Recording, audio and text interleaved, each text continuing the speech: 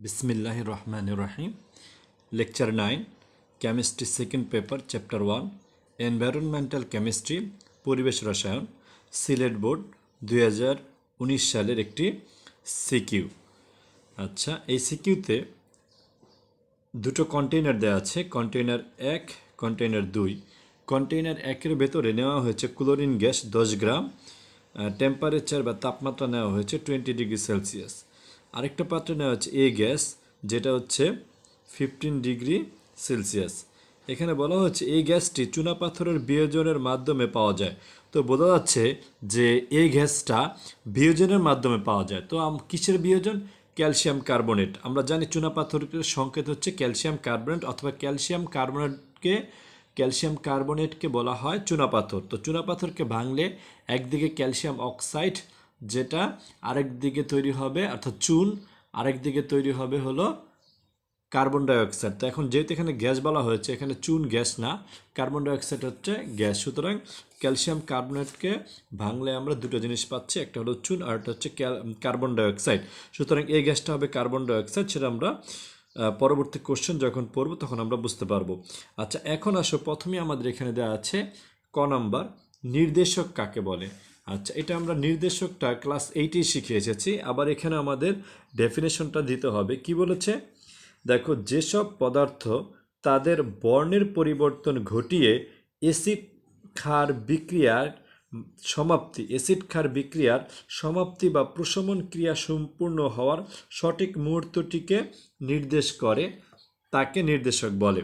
আচ্ছা, এখন আমরা যদি একটু দেখি, এখানে বলা হয়েছে অ্যাসিড ক্ষার বিক্রিয়ার সমাপ্তি, অর্থাৎ একদিকে অ্যাসিড থাকবে। আমরা জানি অ্যাসিডের যে বৈশিষ্ট্যটা, সেটা অ্যাসিডের বৈশিষ্ট্য, একটা বৈশিষ্ট্য হলো যে অ্যাসিড কী করে, নীল লিটমাস পেপারকে লাল করে, আর ক্ষারক বা ক্ষার কী করে, লাল লিটমাস পেপারকে নীল করে।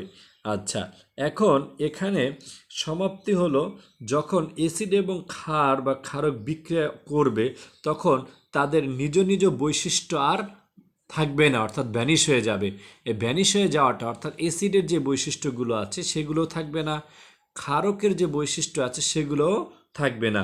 না থাকার কারণে ওদের বিক্রিয়ার সমাপ্তি বা প্রশমন, অর্থাৎ প্রশমিত হয়ে যাবে, কোনো কারো বৈশিষ্ট্য আর প্রকাশ পাবে না, মানে প্রশমন হয়ে গেল। এই প্রশমন ক্রিয়াটা যে পদার্থগুলো দিয়ে নির্দেশ করা হয়, এরকম বিভিন্ন পদার্থ আছে যেগুলোকে বলা হয় নির্দেশক, যারা নিজেদের বর্ণ চেঞ্জ করে বলে দেয় যে এটা অ্যাসিড, অথবা এটা ক্ষার, অথবা এখন কোনোটাই নাই, প্রশমন বিন্দু, সমাপ্ত বিন্দু বা সমাপ্তি বা প্রশমন ক্রিয়া সম্পূর্ণ হওয়ার একটা সঠিক ধারণা বা মুহূর্তকে নির্দেশ করা হয়। এরকম আমরা জানি যে কাগজের আছে, সেটা হলো লাল কাগজের আমরা জানি যে লিটমাস পেপার, এরপর আছে নীল কাগজের লিটমাস পেপার। এছাড়াও লিটমাস পেপার ছাড়াও আছে বিভিন্ন লিকুইড পদার্থ, যেমন মিথাইল অরেঞ্জ, ফেনফথ্যালিন, মিথাইল রেড, এগুলো হচ্ছে বিভিন্ন নির্দেশক। আচ্ছা, যতটুকু সম্ভব আমরা যদি ডেফিনেশনটা দিয়ে দিই তাতেই আমাদের হয়ে যাবে। নেক্সট কোশ্চেনটা হলো, চামড়াকে ট্যানিং করা হয় কেন? আচ্ছা, ট্যানিং প্রসেসটা কি আসলে? প্রথমে আমাদের সেটা লিখতে হবে। লিখবো আমরা যে কাঁচা চামড়া থেকে সকল অপদ্রব্য, অর্থাৎ কাঁচা চামড়াটা যখন বাজার থেকে নিয়ে যাওয়া হয় ফ্যাক্টরিতে, সেখানে অটোমেটিকলি অনেক অপদ্রব্য থাকে চামড়ার ভেতরে। সেই অপদ্রব্যগুলো সব দূরীকরণের পর পাকা চামড়া প্রস্তুতকরণের প্রক্রিয়াকে ট্যানিং বলা হয়। আচ্ছা, পাকা চামড়া মানে সেটা আর কাঁচা থাকবে না, শুকানোর পরে বা বিভিন্ন প্রসেসিংয়ের মাধ্যমে যেটাকে পাকা করা হয় সেটাকে বলা হয় ট্যানিং। এখন পশু যখন জীবিত থাকা মানে হলো যখন এটাকে জবাই দেওয়া হয় না, তখন তার চামড়াটি নরম থাকে, নমনীয় থাকে, অত্যন্ত দৃঢ় থাকে এবং টেকসই হয়ে থাকে। কিন্তু মৃত পশুর চামড়ার ক্ষেত্রে এই বৈশিষ্ট্যগুলো আর থাকে না। তো যখন জীবিত থাকে একটা পশু, তখন তার মানে তার চামড়াটাও কি থাকে, জীবিত থাকে। তো জীবিত চামড়া স্বাভাবিকভাবে নরম থাকবে, নমনীয় থাকবে, অত্যন্ত দৃঢ় থাকবে এবং টেকসই হয়ে থাকে। কিন্তু মৃত পশুর চামড়ার ক্ষেত্রে বৈশিষ্ট্যগুলো আর থাকে না। এক্ষেত্রে কি হয়, এক্ষেত্রে মৃত চামড়াটি যদি আর্দ্র হয়, অর্থাৎ আর্দ্র হলে পচে যাবে। আর্দ্র হলে কি হয়, পচে যায় এবং শুকিয়ে গেলে অত্যন্ত শক্ত ও ভঙ্গুর হয়ে যায়। আর ট্যানিং প্রক্রিয়ার মাধ্যমে চামড়ার কাঠামোকে সুস্থিত করা হয়, অর্থাৎ যাতে পচে না যায়, ভঙ্গুর না হয়ে যায়, সেরকম ওই কাঠামোটাকে সুস্থিত করা হয় যাতে পচবেও না, আবার ভঙ্গুর বা ভেঙেও যাবে না এরকমও না। এবং একই সময়ে রাসায়নিক বিভিন্ন প্রক্রিয়ার মাধ্যমে পচনশীল রোধ করা হয়। আচ্ছা, বা পচনশীলতা রোধ করা হয়, বা পচনশীলতায় দিয়ে আমরা পচনশীলতা রোধ করা হয়। সুতরাং চামড়াকে পচনশীলতা ও ভঙ্গুরতার হাত থেকে রক্ষা করতে ট্যানিং করা প্রয়োজন। মোটামুটি এতটুকু কথা লিখে দিলে আশা করি আমাদেরকে 2 মার্ক দিয়ে দেবে। আচ্ছা, নেক্সট কোশ্চেনে আমরা যাব। নেক্সট কোশ্চেনটা কি দেখি। নেক্সট কোশ্চেনটা হলো কন্টেইনার 1-এর গ্যাসটির গতিশক্তি নির্ণয় করো। আচ্ছা, আমাদের কন্টেইনার 1-এর গ্যাসটির গতিশক্তি বের করতে বলেছে। তো আমাদের কন্টেইনার 1-এ কী ছিল দেখো, আমাদের কন্টেইনার 1-এ ছিল ক্লোরিন গ্যাস। তো আমরা এখন ক্লোরিন গ্যাসের গতিশক্তিটা বের করব। আচ্ছা, ক্লোরিন গ্যাসে আমরা লিখে দেই কন্টেইনার 1-এর ক্ষেত্রে প্রথমে আমাদের যেটা করতে হবে, আচ্ছা তার আগে আমরা বলে নেই, সেটা হলো এখানে আমরা যদি একটুখানি সূত্রটা লিখে নিই, কী ছিল সূত্রটা, আসলে গতিশক্তির সূত্র হচ্ছে ইকে ইকুয়াল, আমরা এখানে জাস্ট একটু লিখে নিচ্ছি 3/2 NRT। আচ্ছা, এখানে আমাদের তাহলে আমরা কি বুঝলাম, ইকে, এটা রাফ আর কি, এটা লিখবা না, এটা জাস্ট বোঝার জন্য আমাদের লাগবে ইকে ইকুয়াল 3/2 NRT। আচ্ছা, এক্ষেত্রে আমাদের ক্লোরিন গ্যাস নিতে বলেছে, যেহেতু কন্টেনার 1 আছে, 1-এ আছে ক্লোরিন, তো আমরা কি নেব, প্রথমে Cl2 এর আণবিক ভর, Cl2 এর আণবিক ভর m সমান কি হবে, এখানে 2 ইন্টু আমরা জানি পারমাণবিক ভর ক্লোরিনের 35.5, এটাকে আমরা লিখব। লিখার পরে আমাদের যেটা করতে হবে সেটা হলো 35.5 মানে কত, সেটা আমরা ক্যালকুলেশন করতে পারি বা এমনিও পারা যায়। তারপর আমি দেখাচ্ছি 35.5 ইন্টু 2 হলো 71, তার মানে 71, এটা হচ্ছে গ্রাম মোল ইনভার্স। আচ্ছা, তাহলে আমরা যদি এটা আমরা সাধারণত কেজিতে নিয়ে যাব, তো আমাদের যখন গতিশক্তি বের করতে বলবে তখন আমরা কেজিতে নিয়ে যাব। তো কেজিতে নিলে কী করতে হবে, জাস্ট খালি আমরা ক্যালকুলেশন করার দরকার নাই, ডিরেক্টলি আমরা 71 ইন্টু 10⁻³ লিখলেই আমাদের এটা কেজিতে চলে আসবে। তো আমরা লিখে দেবো কেজি মোল ইনভার্স 1। আচ্ছা, এরপর আমরা যেটা করব সেটা হলো ভর। এটার ভর দেওয়া আছে কত, ভর দেওয়া আছে 10 গ্রাম। তো আমরা ডাব্লিউ ইজ ইকুয়াল টু ভর হচ্ছে 10 গ্রাম, এটাকে আমরা কি করি, এটাকে আমরা অবশ্যই কেজিতে নিয়ে যাব। তো 10/1000 কেজি, এটাকে যদি আমরা ক্যালকুলেশন করি কত আসে, আমরা ক্যালকুলেশন করলে উপরে আসবে 10, নিচে আসবে 1000, তাহলে আমরা একটা পয়েন্টে নিয়ে নিই, তাহলে পাবো 0.01 কেজি। এরপর আমাদের যেটা লাগবে মোলার গ্যাস দ্রবক। আচ্ছা, মোলার গ্যাস দ্রবক আর সমান, এখানে আমরা যেটা করব, এখানে আমরা জে কে ইনভার্স মোল ইনভার্সে নেব, অর্থাৎ 8.314 J K inverse mole inverse. আমরা যখন আণবিক ভর বের করব, গতিশক্তি বের করব, তখন মোলার গ্যাস দ্রবকটার এই জুলে নিতে হবে, জুল কে ইনভার্স মোল ইনভার্স, এই মানটা নেব আমরা। এরপর আমাদের এখানে টেম্পারেচার দেওয়া আছে 20°C, আমরা লিখে দেই তাপমাত্রা,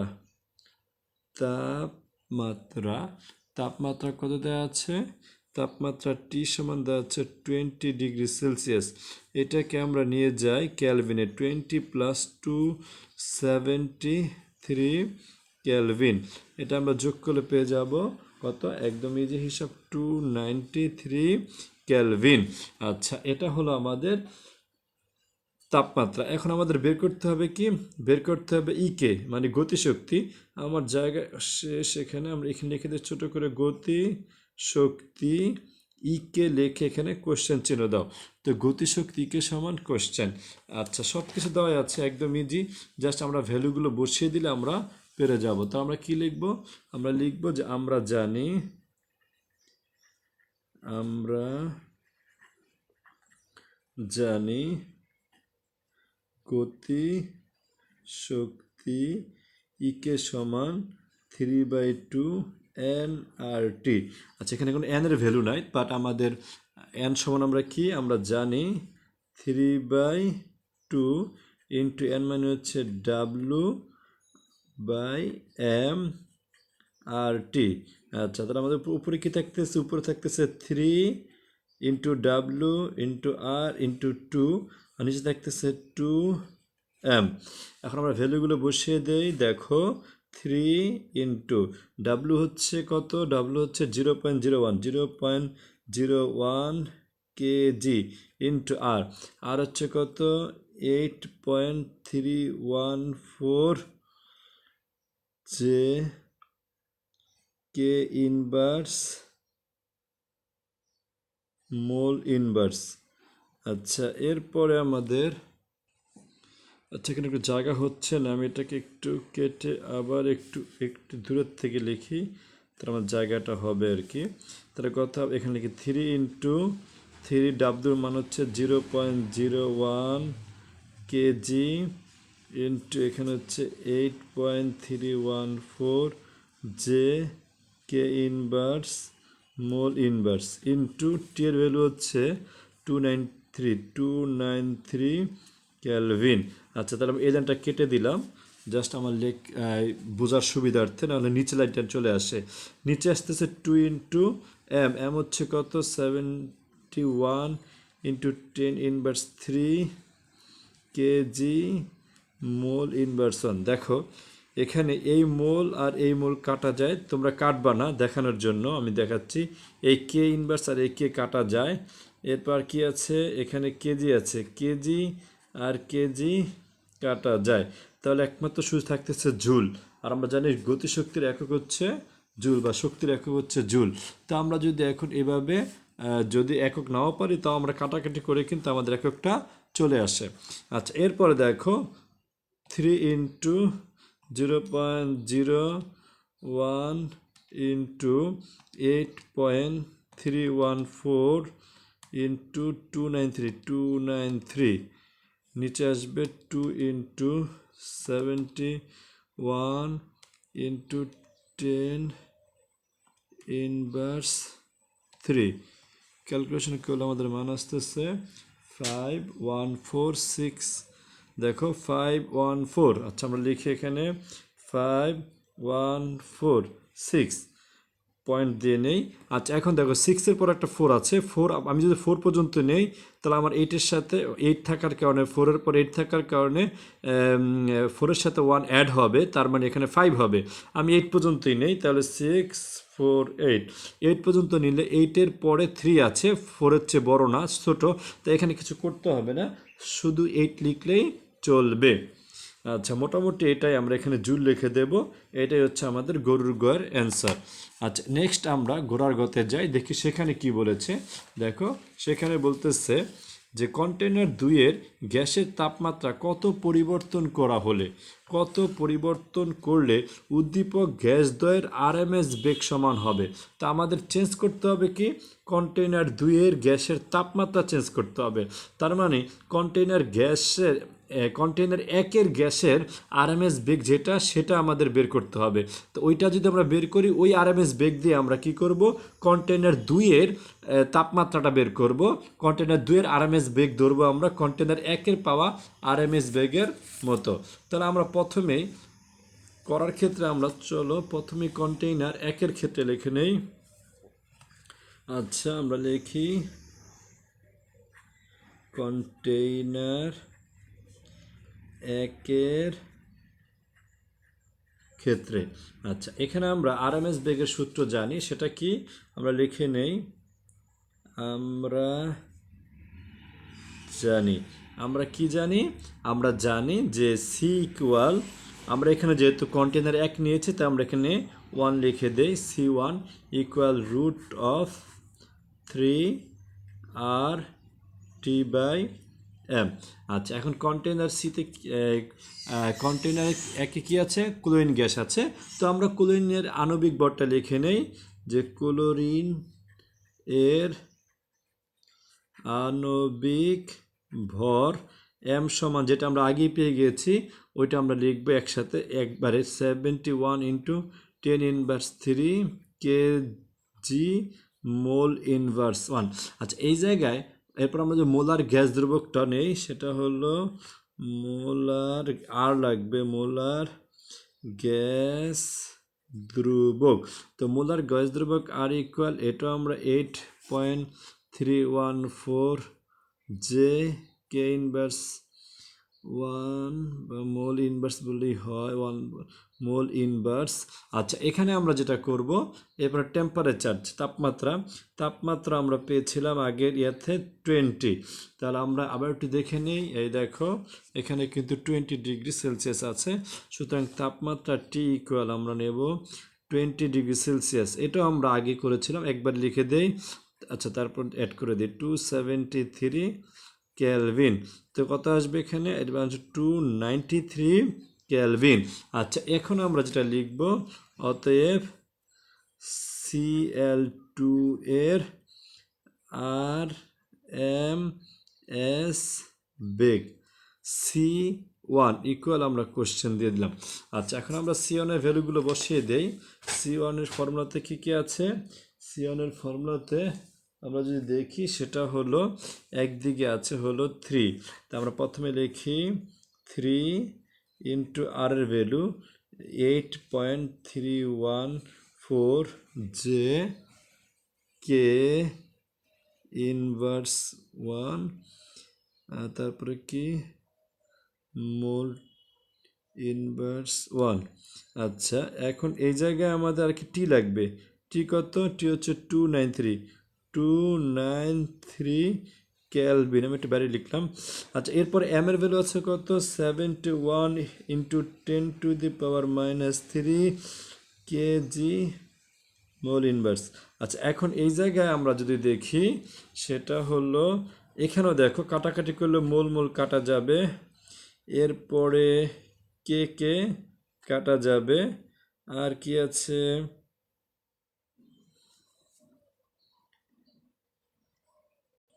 আচ্ছা দেখো এখন উপরে আছে জুল আর নিচে আছে কেজি, যে কেজি এটা কিন্তু কাটতেছে না। আমরা এটা এই এককগুলো না লিখে ডিরেক্টলি যদি আমরা করে ফেলি তাও আমাদের হয়ে যাবে। তারপর আমি দেখাচ্ছি উপরে আছে যে, আসলে যে কি দেখো আমরা যে মানে কি, আবার আমরা যদি দেখি গতিশক্তিতে কি লাগে, আমরা গতিশক্তিতে রাখতেছে 12 mv²। তার এম হচ্ছে ভর হচ্ছে কি কেজি, আর ভি স্কোয়ার হচ্ছে বেগ হচ্ছে ms ইনভার্স 1। এখানে স্কোয়ার করে আমরা কী পাবো, কেজি ms ইনভার্স 1। আচ্ছা আমরা এটা এভাবে রেখেই দিই। দেখো এখন আমাদের এখানে কি থাকতেছে, দেখো উপরে থাকতেছে জুল আর নিচে থাকতেছে কি কেজি। আমরা যদি এটাকে এইভাবে রুট দেই দেখো, তাহলে উপরে থাকবে কি আমাদের কেজি ms ইনভার্স 1 স্কোয়ার, আর নিচে থাকবে কি আমাদের কেজি। তার মানে কি কেজি কাটা যাবে, তো কেজি কাটলে এখানে আবার দেখো স্কোয়ারের সাথে রুট চলে যাবে, স্কোয়ারের সাথে রুট চলে গেলে শুধু থাকে উপরে ms ইনভার্স 1। তার মানে এখানেও আমরা যদি এটা এই জুল বাই কেজি, এর মানে হলো সবার শেষে গিয়ে আসবে ms ইনভার্স 1, যেটা হলো আমাদের সি এর বেগ, সেটা হলো অর্থাৎ আরএমএস বেগের একক হচ্ছে ms ইনভার্স 1। আশা করি বুঝেছো যে কেজি থাকলেও, যে বাই কেজি থাকলেও সেটাকে আমরা কি করতে পারি, ms ইনভার্স 1 এ লিখতে পারি। আচ্ছা এরপর আমরা যদি এখন করি সলিউশন করলে কি হবে, √3 ইন্টু 8.314 ইন্টু 293, নিচে আসবে 71 ইন্টু 10⁻³ আচ্ছা এখানে এখন আমরা দেখো ভ্যালু পাচ্ছি কত, 320। আচ্ছা এই ভ্যালুটা আমাদের এখানে আমরা বসাবো 320.83 ms ইনভার্স 1। এখন এই জায়গায় একক বসালেও চলে, একক বসালে ভালো, একক বসানোর পরে তুমি জাস্ট সলিউশন করে এখানে 320.83 ms ইনভার্স 1 লিখে দিবা। এখানে যেহেতু আমরা আরএমএস বেগের একক জানি, বেগটা বসায় দিলে আমাদের হয়ে যাচ্ছে।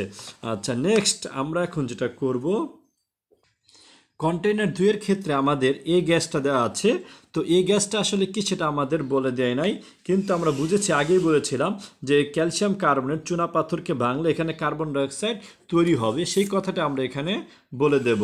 আচ্ছা, এই গ্যাসের আরেকটা জিনিস হলো, আমরা মনে রাখি এই গ্যাস এবং টেম্পারেচার দেওয়া আছে 15 ডিগ্রি সেলসিয়াস। আচ্ছা, আমাদের এখানে কোশ্চেন করেছিল 15 ডিগ্রি সেলসিয়াস কথা না, আমাদের কোশ্চেন করেছিল যে কি করলে, কতটুকু তাপমাত্রা চেঞ্জ করলে, কন্টেইনার 2 এর গ্যাসের তাপমাত্রা কত পরিবর্তন করলে উদ্দীপক গ্যাসের আরএমএস বেগ সমান হবে। এই আরএমএস বেগ সমান হবে, এটা বের করার মানে হলো আমাদেরকে তারা চাচ্ছে তাপমাত্রা কত চেঞ্জ করতে, তার মানে তাপমাত্রা চাচ্ছে। তো আমরা লিখে দেই যে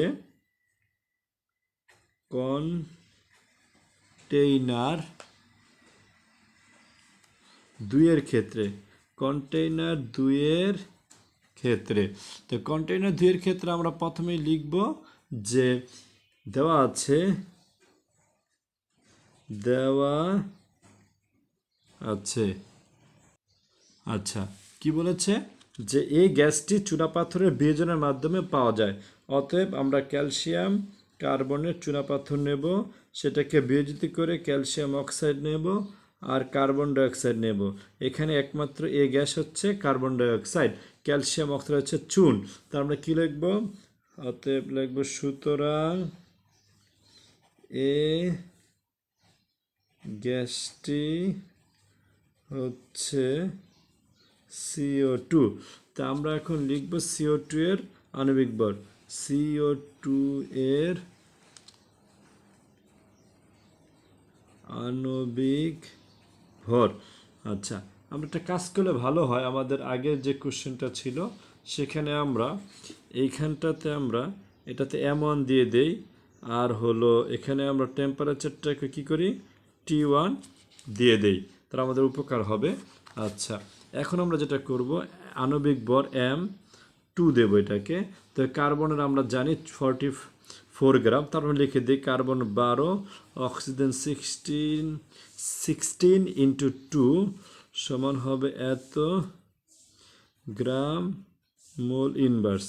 তো এখানে এটা হচ্ছে 1, তো 12 প্লাস 16, আমরা এখানে জানি 12 প্লাস 32 গ্রাম মোল ইনভার্স। আমি একটু ভাঙিয়ে করতেছি, 44 তোমরা একবারে করবা, এত গ্রাম মোল ইনভার্স। এখন আমরা 44 ইন্টু কেজিতে নেব, 10⁻³ দিয়ে ইন্টু করব কেজি মোল ইনভার্স।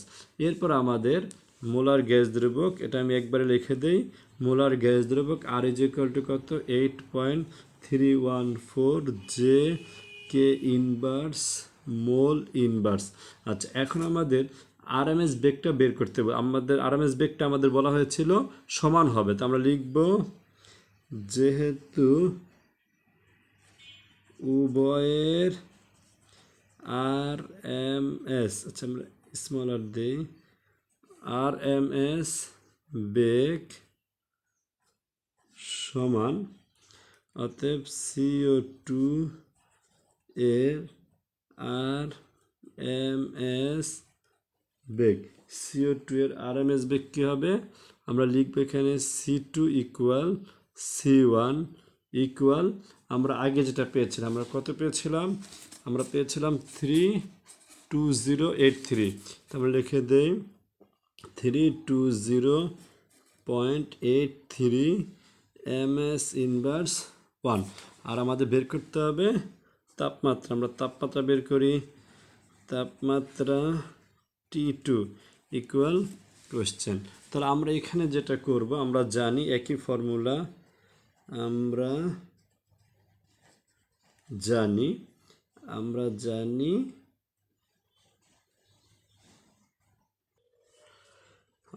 জানি C2 ইকুয়াল √3R T2/M2। তো আমাদের আমরা 3R T2/M2, আমাদের T2টা বের করতে হবে। আমরা কি করি, চলো আমরা এখানে প্রথমত স্কোয়ার করে দেই, তাহলে C2 স্কোয়ার, এটাকে স্কোয়ার করলে রুটটা উঠে যাবে। আচ্ছা, আমরা তারপর দেখিয়ে দিচ্ছি, 3R T2/M2 m2। তো এখন এখানে স্কোয়ার, এই স্কোয়ারের কারণে ভেতর রুটটা চলে যাবে। তা আমরা যদি এখন করি এরপর আর একটু, তো কী হবে, বা c2 স্কোয়ার ইকুয়াল এখানে আসছে তাহলে 3r/t2/m2। আচ্ছা, কোনাকুনি গুণ করলে এটা নিচে 1 আছে, তো এটা 1 দিয়ে 3r2কে গুণ করলে হবে 3r/t2। তো 3r/t2কে আমরা যদি এই পাশে রেখে এখানে m2-র সাথে c2 স্কোয়ার, তাহলে আমরা কী করবো, c2 স্কোয়ার ইন্টু m2, আমাদের রাখবে হলো t2। তো t2 ইকুয়াল কী হবে, c2 স্কোয়ার ইন্টু m2/r, সাথে 3 আছে। তো এখন এই ভ্যালুগুলো যদি আমরা বসিয়ে দেই তাহলে আমাদের কি হবে, দেখো প্রথমত আমরা c2, আচ্ছা c2-র ভ্যালু কত ছিল, 320 m s ইনভার্স 1 হলো স্কোয়ার ইন্টু m ছিল কত, দেখো m ছিল হলো 44 m2 আর কি, 44 ইন্টু 10 ইনভার্স 3, আমরা এখানে কেজি মোল ইনভার্স লিখে দেই। তারপরে 3 ইন্টু আর এর ভ্যালু কত ছিল, আর এর ভ্যালু ছিল হলো 8.314 J K inverse mole inverse. আচ্ছা, এখন আমরা ভ্যালুটা বসাই, দেখো